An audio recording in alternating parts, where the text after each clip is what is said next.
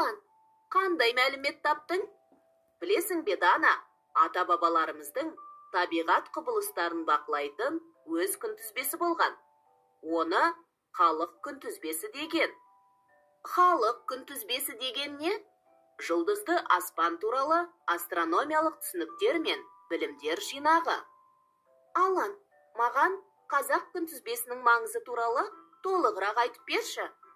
Табиғат құбылыстарын зерделеп, күн мен түннің, жыл мезгілдерінің ауысу ерекшеліктерін ажыратуға, жаңа айдың тууы мен толуы, жұлдыздардың орналасу тәртібі мен олардың табиғат құбылыстарымен байланысын зерттеп, бақылау үшін күнтізбенің маңызы өте зор.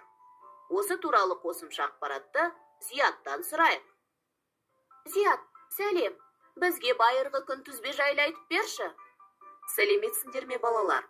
Қазақтар байырғы күнтізбе арқылы уақытты, мезгілді бақылап отырған.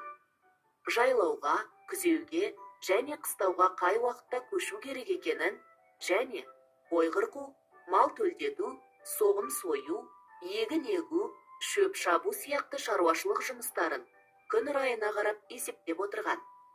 Бұлай есептеу шаруашылық жүргізу үшін аса қажет. Есептен жаңылса не болады? Есептен жаңылып, мал төлдетуді ерте қолға алса, мал суық кезде төлдеп, шығынға ұшырайды. Кеш қалса, төл кенже туып, жетіліп үлгермей қыс түсіп кетеді. Онда да мал шығыны болуы сөзсіз.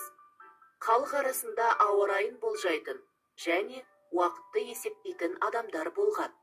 Олар ауа райын, уақытты болжауды өз балаларына үйретіп, атадан балаға мирас етіп қалдырып отырған. Енді түсіндім.